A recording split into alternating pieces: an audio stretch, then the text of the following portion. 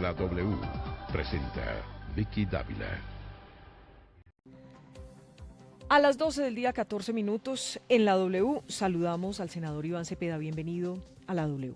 Sí, buenas tardes, Vicky. Un gusto estar aquí con ustedes. Gracias por acompañarnos. Mire, le confieso, bueno, primero que todo, ¿qué opina de todo esto con el ñoño Elías? Bueno, no, La pues, captura seguro destapará. todas todos los vaticinios que se estaban haciendo sobre este caso se han quedado realmente, pues, en pañales con relación a lo que estamos viendo. Este es un escándalo de unas dimensiones gigantescas y veo que todavía no se conocen todos los implicados y que estamos en desarrollo de nuevas revelaciones importantes en este caso. Entre otras cosas, fíjese que el ñoño Elías la semana pasada había hecho un reclamo a través del Twitter y había dicho que no sabía que en el gobierno lo odiaban tanto. Inmediatamente salió el presidente y dijo que le dolía mucho la situación del senador y eso que todavía no estaba capturado. O sea que ahora debe estar más adolorido todavía. Es realmente una parte importante de la clase política la que ha estado Mayor vinculada elector, ¿no? a todos los intríngulis de las campañas electorales del 2014-2010. Pero mire, nosotros lo hemos invitado porque realmente nos ha parecido un horror el que está viviendo su familia y que está viviendo desde hace un tiempo largo cuando fue asesinado Francisco Javier Ocampo Cepeda, su primo. Sí, Lo increíble es que ahora se ha destapado, termina cayéndose el subcomandante de la policía en Bogotá y hay más uniformados involucrados en este crimen. Bueno, sí, lo primero es que cuando se produjo este hecho tan grave y doloroso, nuestra reacción fue de estupor, porque Francisco Javier era un hombre muy reconocido, como se sabe, en todo el ambiente de los colegios de Cali. Era un profesor que había pues desarrollado un método propio para acercar a los muchachos que estaban siempre en disputa, especialmente en dos colegios, el colegio donde trabajaba él, el colegio Camacho y el colegio Santa Librada. Allí había como práctica normal que a la salida de las clases se agarraban los muchachos y se agarraban incluso con armas blancas. Enfrentamientos en los que habían quedado muertos estudiantes. Entonces Francisco Javier lideró una campaña que tenía por propósito precisamente establecer el diálogo y buscar la reconciliación, y tuvo éxito en esa tarea. Y allí adquirió fama en resolver conflictos y digamos, creó una cátedra para eso dentro del colegio y desarrolló una acción muy, muy visible. Bueno, un buen día resulta esta noticia de que en la mañana, cuando había salido a trotar, aparece en un enfrentamiento a bala con la policía, y la versión oficial es que le encuentran un maletín o una mochila llena de panfletos del grupo Los Rastrojos haciendo publicidad. Bueno, en fin. Como si estuviera vinculado a paramilitares. Claro, eso nos deja realmente pues en una situación de mucha indignación y pues lo que procedemos a hacer nosotros es obviamente a producir una denuncia penal. La familia de Francisco Javier, su digamos entorno más cercano es amenazado, tienen que salir del país un tiempo y bueno, resulta que se desarrolla la investigación y comienzan a aparecer hechos que al parecer ahora se están conociendo ya en la audiencia de imputación de cargos que Estamos está teniendo hablando lugar. de cuánto tiempo hace que ocurrieron los Estamos hechos. hablando de hace 4 años. años, en 2013. agosto del 2013, sí, exactamente. Y es increíble, ustedes desde el principio tuvieron la sensación de que allí algo extraño estaba ocurriendo. Nosotros hemos procedido con mucha cautela y con mucho respeto por la investigación. Yo personalmente no me he involucrado ni he tenido contacto de ningún tipo con el fiscal que lleva esta investigación precisamente para evitar cualquier clase de pues especulación sobre presiones a la justicia. Así que nos estamos enterando poco a poco de los resultados y parece ser que el asunto es muy grave porque la, la denuncia que hace la Fiscalía y la imputación de cargos es por obstruir, por ocultar y por destruir pruebas y también por modificar la escena del crimen el día y las horas posteriores después de la muerte de Francisco Javier. Así que estamos ante un hecho que tiene sin lugar a dudas unas connotaciones graves. Yo sé que esa calificación es muy extraña, pero ¿podríamos llamar que esto fue un falso positivo? Pues yo soy, Así como los repito, muy conocemos. respetuoso en las actuaciones, pero ahí hay, digamos, lo que comienza a aparecer es que efectivamente se habría realizado una actividad por parte de los policías que estaban en el lugar y también de los mandos a los que estaban a cargo esa unidad que realizó el operativo, tendiente a borrar todas las huellas y dejar la escena del crimen convertida en otra cosa, que fue lo que se informó, ¿no? Antes de profundizar en lo de la escena del crimen, que es muy grave, yo le quería preguntar, hasta donde usted sepa, ¿esto fue un acto premeditado o fue fortuito? Porque hay Esa muchas es una de versiones. las cuestiones que hay que dilucidar. Hace un par de noches en uno de los noticieros en Caracol se presentó pues el testimonio de un testigo Sí, cuya testigo. identidad no se reveló, en la que al parecer es una persona que vivía en el barrio, en la calle en la cual ocurrieron los hechos, y esta persona decía que al parecer la unidad de la policía se encontró con unos señores que estaban armados y se produjo un Algo así intercambio de como un hurto, unos disparos. criminales En estaban el persiguiendo momento en que algunos. se produce ese intercambio de disparos coincide con la llegada de Francisco Javier, que está trotando, y entonces al ver esa situación él intenta protegerse y en ese intercambio de disparos habría sido muerto. Y entonces al parecer en esa escena es cuando se produce la alteración de los, O sea, de los podría ser hechos. una Como una cuestión accidental que accidental. termina, Podría ser, Exacto. es una podría ser, hipótesis, pero sí. por supuesto eso es simplemente una hipótesis. Hay que ver realmente cómo se desarrolla la imputación de los cargos que está haciendo la Fiscalía hoy. Senador Iván Cepeda, los capturados son el subcomandante de la Policía de Bogotá, coronel William Sánchez, y los uniformados Mario Alejandro Velandia, Elkin Fabián Contreras, Juan Esteban Caro Zapata, Héctor Alexander Castrillón, Jesús Clemente Muñoz, Alexander Reina, James Madrid Valenzuela, Johan Restrepo, Jonathan Caicedo, Johan Felipe Ortiz, Bruno Yesid Lozano y Carlos Andrés Mora. De ellos, por supuesto, se destaca el subcomandante de la Policía de Bogotá. Sí, al parecer la imputación de delitos que está haciendo la Fiscalía divide ese grupo digamos, en dos. Uno son las personas que estuvieron involucrados en el operativo mismo, digamos, los que estuvieron en la acción material del hecho, y otros son los que estaban al mando y que no estaban en el lugar, pero estaban dando órdenes, y al parecer quienes daban las órdenes, y entre ellos el señor subcomandante de la Policía de Bogotá, habrían dado órdenes de encubrir y de alterar las pruebas el día de los hechos. Es por eso que a ellos se les está sindicando en este caso. En todo caso, fue una sorpresa lo del subcomandante de la policía en Bogotá. Es que Para es un, nosotros totalmente, ¿no? Pero entendemos que él en su momento estaba con en el- funciones de mando en Cali. Hábleme un poco de las amenazas a la familia de su primo Francisco. ¿Qué fue lo que empezó a ocurrir cuando presentan a su primo como una persona que tenía panfletos de los rastrojos y que Bueno, ya pierde la vida?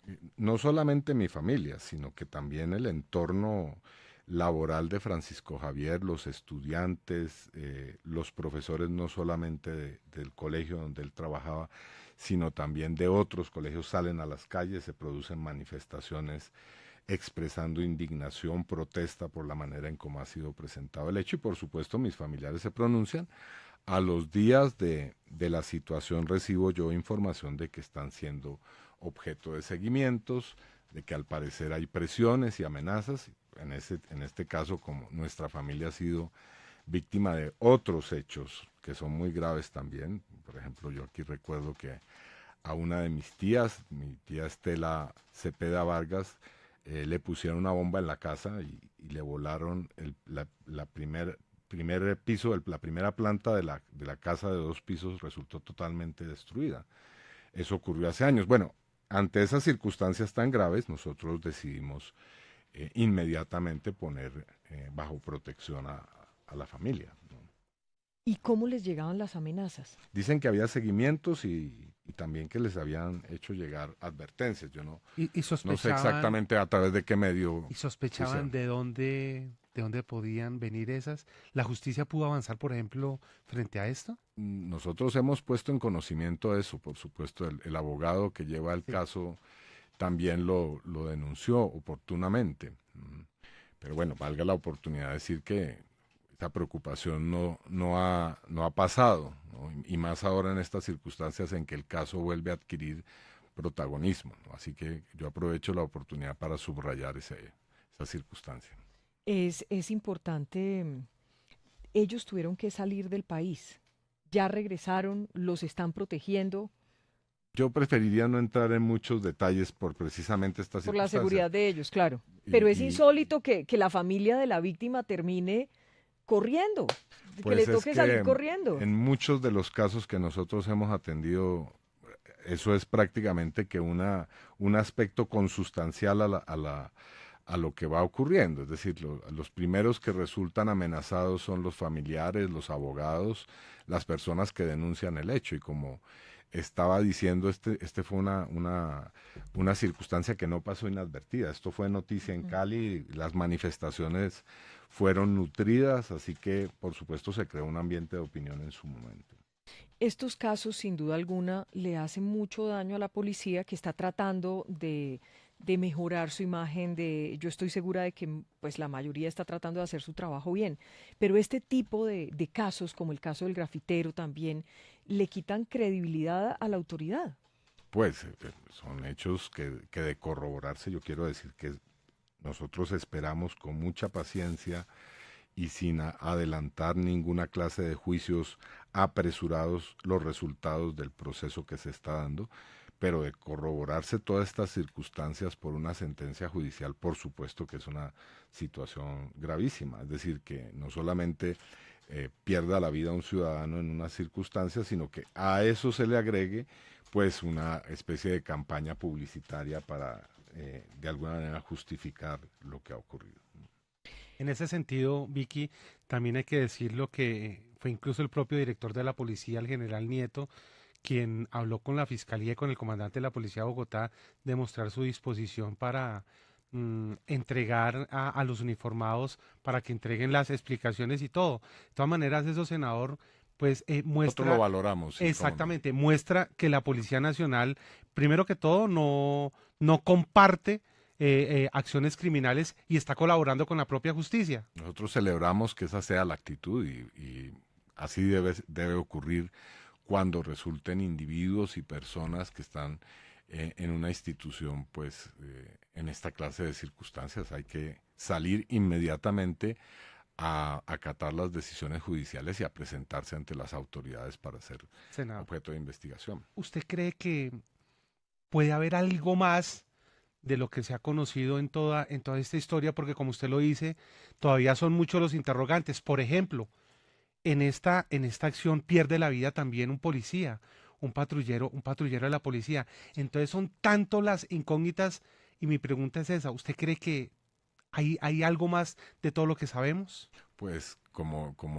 lo expresaba, en esto nosotros hemos sido muy cuidadosos de no adelantarnos ni de lanzar hipótesis, ni de lanzar especulaciones y preferimos mantenernos en esa línea porque yo soy un congresista, yo tengo una responsabilidad como servidor público y por supuesto mal haría en una investigación que está en curso comenzar a hacer una serie de especulaciones. Yo Lo que uno supone prefiero es que las pruebas son muy fuertes, senador, en atenernos todo a lo que caso, para está haberlos ocurriendo. privado de la libertad, ¿no?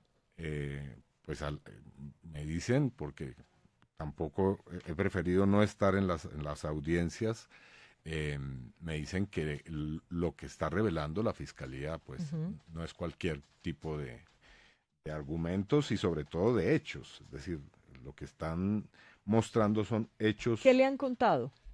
Yo prefiero porque eso tiene una reserva, no los detalles, pero me dicen que la acusación sobre el ocultamiento, la La alteración de alteración la y escena. además de eso la destrucción de las pruebas Evidencias. es una cosa bastante seria, porque pues, para decir un hecho o no se practicó o no resultó positiva la prueba que debe hacerse rigurosamente cuando hay una de estas circunstancias, que es una prueba en la cual se puede comprobar si la persona disparó o no un arma. Incluso, Parece ser que la necropsia en este caso no contiene. Y es que esa dijeron que prueba había se llama disparado de eso absorción. de iba. atómica. que es Atómica, cierto sí. que que tenía una pistola, que apareció con una pistola en su poder. Ese es uno de los asuntos que está ahí por precisamente discutir y corroborarse, porque efectivamente, y esto sí trascendió, y sobre esto se puede hablar, en su momento ante los medios de comunicación la policía dijo que le había sido hallada un arma a mi primo y que también habría esa publicidad de la que hablé al comienzo. ¿Su primo andaba armado? ¿Que usted supiera? Pues, como lo he dicho, la labor de mi primo era desarmar a los jóvenes, más la haría en él mismo estar armado. Yo creo que precisamente su labor cobró fama en Cali porque estaba haciendo ese trabajo de reconciliar a los muchachos, ¿no? Ahora, mi primo fue una persona que, como corresponde a toda nuestra tradición familiar, en el caso paterno era una tradición de gente de izquierda, ¿no? Sí. Es una persona que nunca ocultó su militancia y sus afinidades políticas, así que digamos, todo eso contradice lo que se informó y lo que apareció públicamente cuando fue asesinado. Permítame un segundo, que tenemos información en Cartagena, porque esta no es la primera vez que su familia se ve golpeada por un hecho así. Pues el más cercano a usted, por supuesto, el tema de su papá. 12 del día, 31 minutos, vamos al foro de candidatos presidenciales de la ANDI. Allí está Sol. Sol, ¿con quién se encuentra usted a esta hora? Vicky, muy buenas tardes, así es, nos encontramos aquí en el segundo Congreso Empresarial Colombiano de la ANDI, como usted lo menciona, nos encontramos con Clara López, candidata de Todos Somos Colombia, precisamente candidata para el 2018. Doctora Clara, bienvenida a la W Radio. Encantada de estar nuevamente con ustedes. Vicky, un saludo muy especial. Un abrazo. Doctora Clara, doctora Clara, estamos aquí precisamente hablando de economía. Yo quisiera saber su opinión, ¿la economía está bien, mal o regular? Mire, yo quiero pasar del pesimismo de los problemas al optimismo de las soluciones. La economía es cíclica aquí y en todas partes. Estamos en la parte de ralentización del ciclo, hay desaceleración económica, pero hay perspectivas de crecimiento. Lo que tenemos que entender en Colombia es que hay que cambiar un poco el chip. No funcionó ese sistema de dejar que el mercado decidiera todo. Tenemos que volver sobre los cauces de la planeación a largo plazo.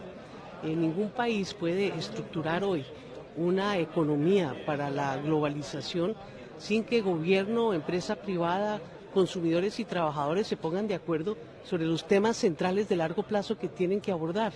Creo que eso es lo que está hoy a la orden del día en Colombia. Doctora Clara, y si usted es presidente, ¿está de acuerdo con más impuestos? ¿Usted cree que se debe sacar el dinero que falta en ese hueco fiscal con más impuestos? Mire, hemos pasado de un Estado que se financiaba con los impuestos a un Estado que se financia con la deuda. Las estadísticas son dicientes. Yo no pienso que una nueva reforma tributaria vaya a solventar ni el problema del déficit público ni la competitividad del país. Yo no soy partidaria de más impuestos, pero tampoco de menos impuestos, porque si se hace una reforma tributaria como la que se plantea, para la competitividad, eso implicaría bajar los impuestos. Y bajar los impuestos entraría en contravía con la regla fiscal del Estado endeudado que tenemos en la actualidad, que depende mucho de la opinión y de la confianza que tengan los inversores internacionales en su capacidad de cumplir con el pago de la deuda.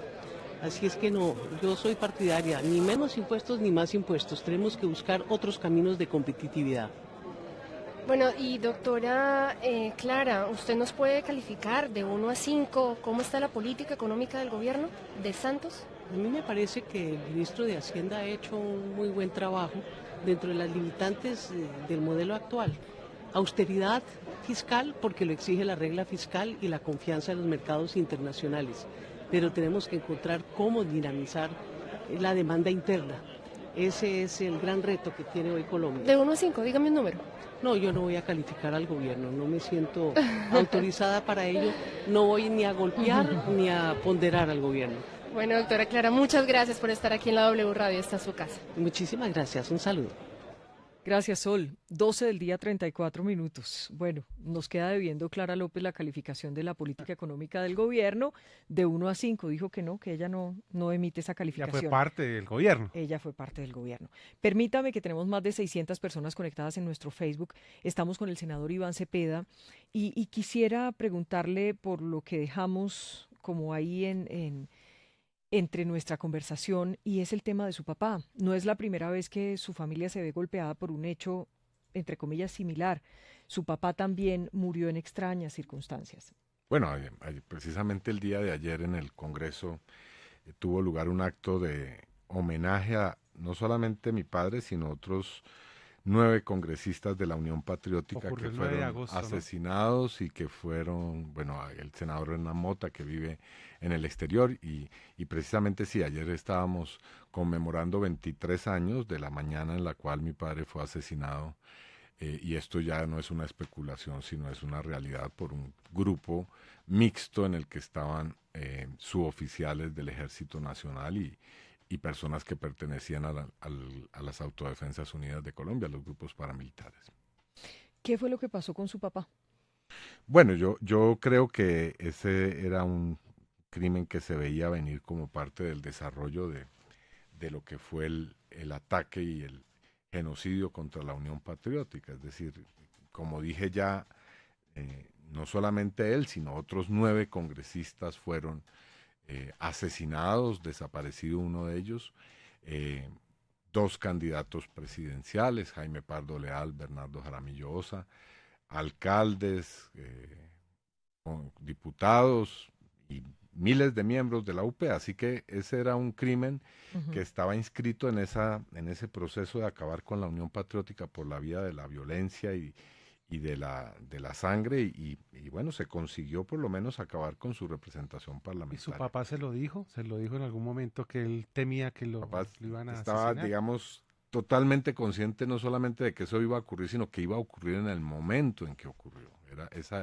Era tal el nivel de claridad sobre el peligro que había que él hizo un viaje un mes antes de su asesinato para despedirse, literalmente estoy utilizando los términos de lo que fue ese viaje, despedirse de mi hermana que estaba viviendo en el exterior.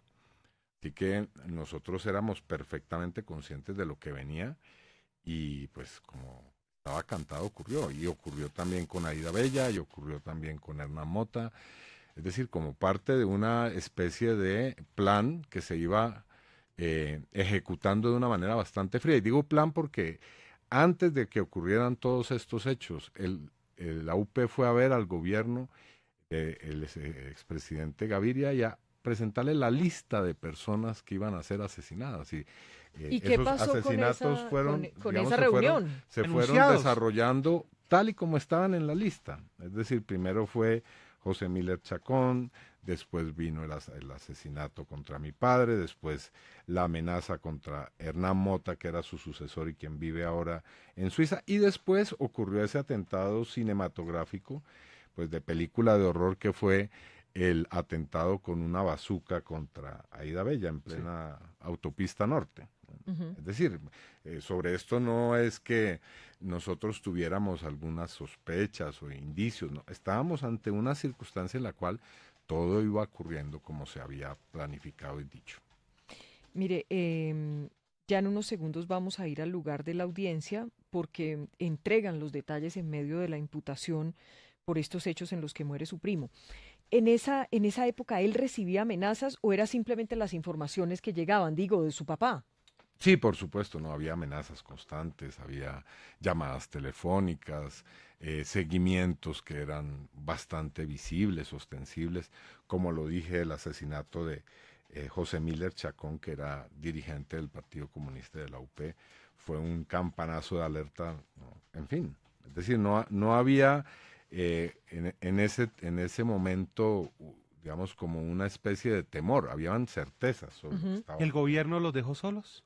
Pues yo creo que no se tomaron en ese momento las medidas, ni se han tomado en muchos de los casos, ni en muchos de los gobiernos.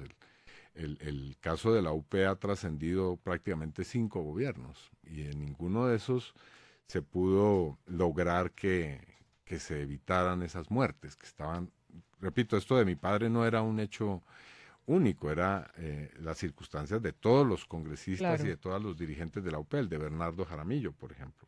¿Por qué siguió usted el camino de su papá, digo, en la política? Bueno, pues por ¿Por reivindicar su labor sí, o qué? pero yo diría además por una conciencia política que he venido construyendo y nutriendo a partir de la experiencia de lo que ha sido ese proceso, ¿no? Y en primer lugar como defensor de derechos humanos, de víctimas, y hoy en día como una persona que trabaja por la paz de una manera, digamos, al 100%. Digamos, gran parte de mi labor política gira en torno a los temas del proceso o de los procesos de paz. ¿Y a usted le gustaría ser presidente? No, y a mí me gustaría consolidar el proceso de paz. ¿Pero lo ha pensado, por ejemplo? No, no tengo esa aspiración, y a lo que sí aspiro es a postularme nuevamente al Senado en las próximas elecciones. Permítame un segundito, vamos a la audiencia. Laura.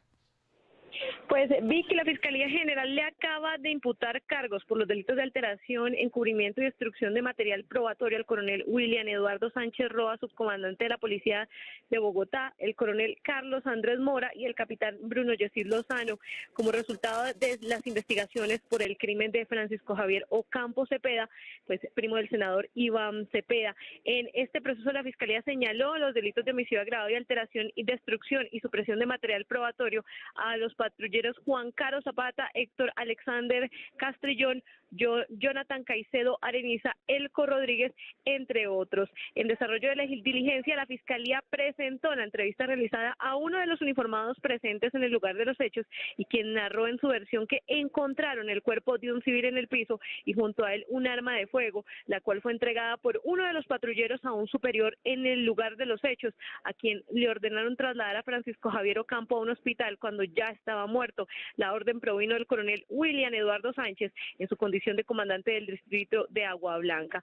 Vicky, los tres uniformados podrían beneficiarse con una rebaja de hasta la mitad de la pena sobre los delitos imputados por la Fiscalía. En este caso de aceptar los delitos, pues han dicho que van a aceptar cargos.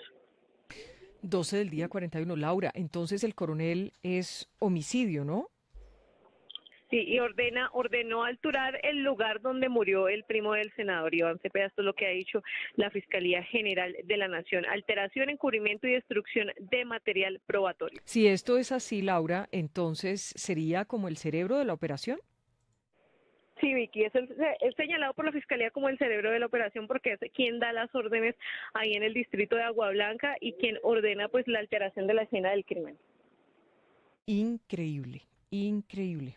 ¿Cómo toma usted Pues, esto que está ocurriendo en la audiencia? Hay que esperar las decisiones del juez, por supuesto, pero me parece ya muy diciente que se hable de aceptación de Exacto. cargos, ¿no? Ese es, vamos a ver, ya Sí, claro, ya el oficial de momento más alto distinto. rango si está aceptando y reconociendo, pues le va a agilizar a la justicia y muy seguramente terminan contando y colaborando con las autoridades exactamente qué fue lo que ocurrió, ese día. Esperemos que eso ocurra para bien de la justicia y para que estos hechos no se repitan nunca más. Es muy triste que este tipo de cosas ocurran y que queden para la gran mayoría de las personas en la impunidad, ¿no? Pues queda uno como con escalofrío un poco al escuchar esto. Mire, aprovechemos que tenemos al senador Iván Cepeda y estábamos hablando de su carrera política. Muchas veces lo hemos tenido a usted aquí en diferentes debates, en toda esta cuestión, y pues aprovechemos hoy que tenemos tiempo para conversar un poco más y conocer un poco más de Iván Cepeda. Iván Cepeda, ¿qué puede decir si usted se tuviera que presentar hoy ante la gente? Mucha gente nos está escribiendo, usted sabe que hay una polarización inmensa. ¿Cómo se presentaría Iván Cepeda hoy aquí? Yo diría que esencialmente como una persona que ha trabajado por la paz y los derechos humanos. Ha sido digamos, el foco de mi actividad y creo que en ese rango de tareas es que puedo ubicar mi compromiso político y creo que a mí me gusta la eficacia, ¿no? Yo no soy una persona amiga de hacer cosas que no tienen resultados y yo sí creo que mi labor política tiene efectos, ¿no? Podrán ser discutibles para muchos, pero lo que yo hago no lo hago de una manera ineficaz. Yo puedo decir que en los años que he estado en el Congreso he logrado resultados y puedo mostrarlos y discutirlos con quien ha votado por mí o con los ciudadanos en general. ¿Su tarea por esa paz con las FARC le ha salido cara Bueno, no, yo creo que o ha tenido algún costo? digamos, en términos de mi, digamos, esa es una tarea que tiene un aspecto fundamental y es que tiene que hacerse de manera confidencial. Digamos, parte del asunto que aquí hay en juego es que uno debe dejar de lado cualquier tipo de utilización de lo que se hace para el rédito político personal o del partido al que uno pertenece. Entonces, esa circunstancia hace que muchas de las actividades que uno hace aparezcan como enigmáticas, como actividades que son de alguna manera, que pueden estar ubicadas en lo que es irregular o ilegal, pero todas las actividades que yo he hecho en estos años son totalmente lícitas, legítimas y que han tenido importancia para garantizar el proceso de paz con las FARC, con el ELN y en muchos otros aspectos de lo que es el proceso de paz. Senador, ¿y qué piensa cuando vienen esas agresiones y lo tildan a usted guerrillero? Usted es aliado de las FARC, usted trabaja con ellos, usted se la pasa con ellos, usted es la caja de resonancia de ellos. Bueno, todos esos calificativos, ¿qué se le pasa por la cabeza? No, yo creo que eso es, digamos, lamentable porque muestra la calidad del debate político en Colombia y deberíamos hacer muchos esfuerzos para que eso se acabe como forma de tratamiento, pero yo lo decía por ahí en un trino hace unos días, para nosotros en la izquierda el matoneo es una incomodidad, ¿no? No es un asunto, digamos, que nos produzca miedo, pavor, pánico, no, eso es, digamos, parte del oficio que hacemos porque a nosotros nos han asesinado, nos han perseguido toda la vida, así que el matoneo es como lo decía, hay una ligera incomodidad, ¿no? Pero a mí ese tipo de cosas me traen sin cuidado, sobre todo porque Usted luce como si fuese muy calmado. hechos, ¿no? Hechos. Usted luce como si fuese muy calmado. Difícilmente lo ve uno alterado. Pues yo intento mantener una ecuanimidad y una serenidad frente a este tipo de cosas, porque de no ser así no sería posible realizar la labor que hacemos. En el Congreso hay que tejer relaciones políticas con sectores y eso es parte del oficio que hay que hacer y creo que requiere tener cabeza fría para analizar las cosas. A esa gente que le dice que es guerrillero, como le estaba preguntando Jairo, ¿qué les dice en este momento? Pues yo creo que ahora vamos a asistir a una prueba reina del asunto porque el vaticinio era que algunos de nosotros cuando surgiera el partido de las FARC íbamos a dar inmediatamente Usted se queda en el salto. polo. Yo seguiré siendo un militante y congresista del Polo Democrático.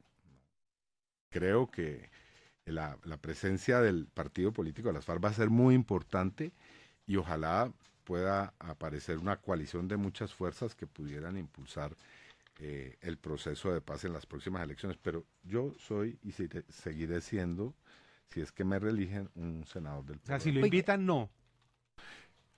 No, es que ya no. Él habla de una coalición. Ya las cosas están, a mi modo de ver, claras, porque yo ya he inscrito mi candidatura por el Polo Democrático con mi compañero Alirio Uribe. Así que no hay ese escenario. Ahora, le pongo otro ejemplo.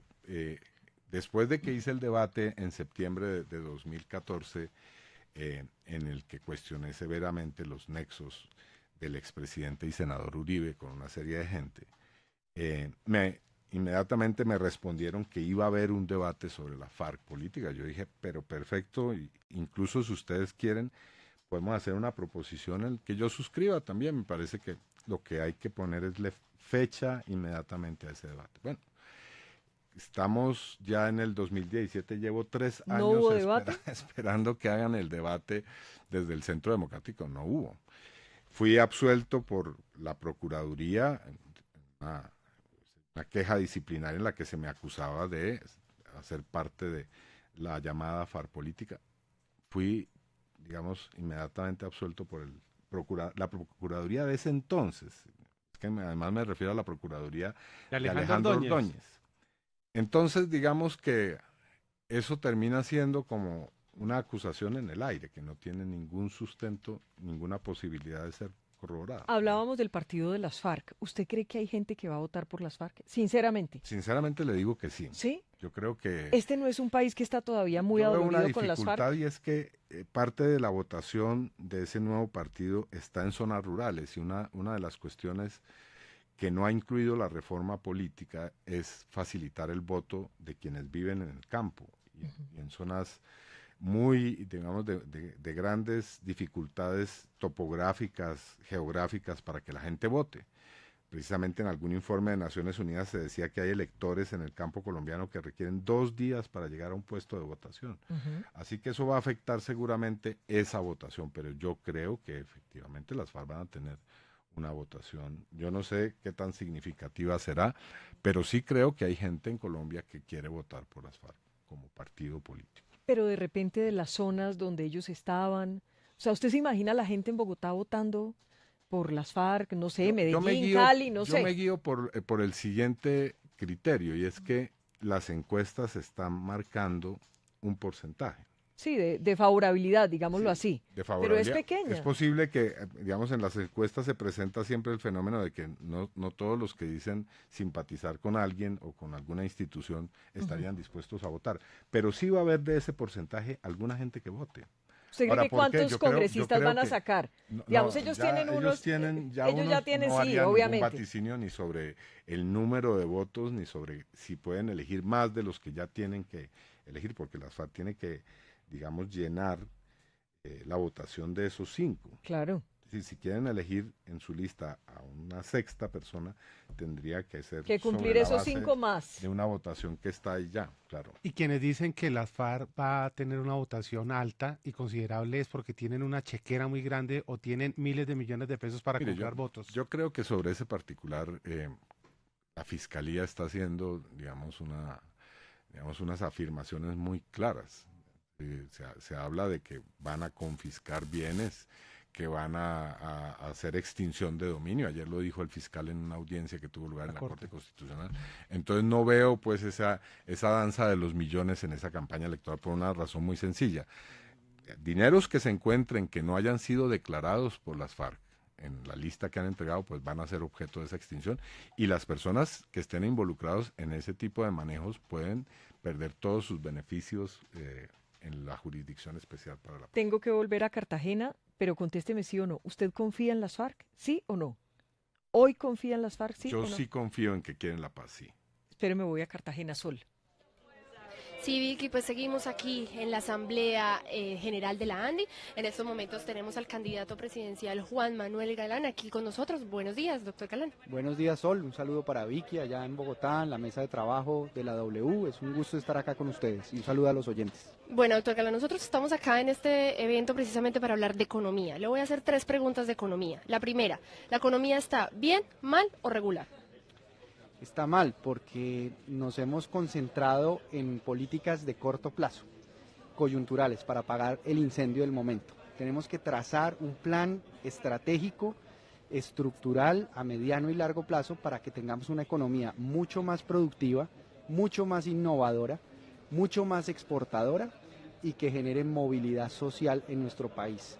Que además desmontemos el sistema clientelista que tenemos, que genera una gran desconfianza en el ambiente de negocios, en el ambiente de la economía, porque las transacciones clientelistas nos cuestan al año en Colombia entre 3 y 5% del PIB.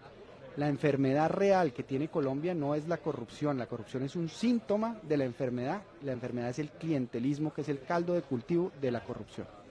Si yo le pusiera a usted a calificar la política económica del gobierno Santos de 1 a 5, ¿qué número me daría? Pues 3 raspando, porque no hemos podido diseñar esa política que genere un proceso sostenido de crecimiento en Colombia a más del 5%, que es lo que nos va a permitir disminuir los índices de desigualdad y de inequidad social que tenemos en Colombia, que ese es el propósito fundamental.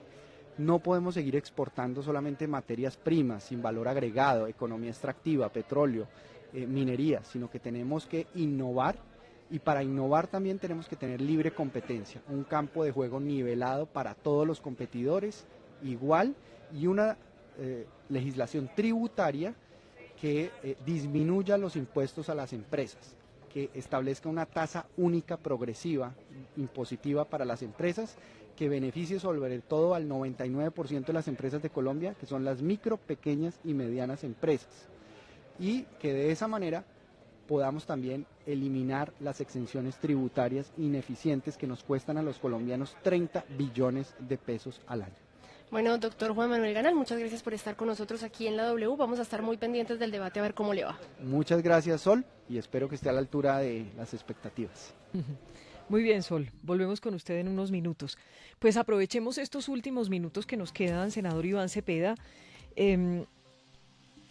¿Cómo ve usted la situación de Venezuela? Es decir, ¿hay legitimidad en las decisiones de Maduro o no hay? Usted sabe que en esto casi que las cosas se han vuelto blancas o negras. Yo lo he dicho en varios espacios públicos y noticiosos.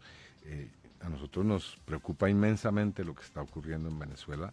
Hemos visto una progresiva degradación de la situación política y económica que tiende realmente a romper con las reglas del juego básicos de una sociedad democrática, con actos de violencia que han sido pues muy evidentes y que tienen una parte de violencia en cabeza de las autoridades, pero también de quienes han estado en las calles, en las manifestaciones que hemos visto en los últimos días. Así que ese es un cuadro de extrema peligrosidad para Venezuela y para Colombia. Hace 2 días Santos decía que definitivamente Maduro se había convertido en un dictador. ¿Lo es para usted un dictador, Maduro? Yo veo que en Venezuela se han ido rompiendo, como lo estaba diciendo, las reglas democráticas. ¿Pero lo ve dictador o no lo ve dictador? Se ha ido entrando en una fase de un régimen autoritario.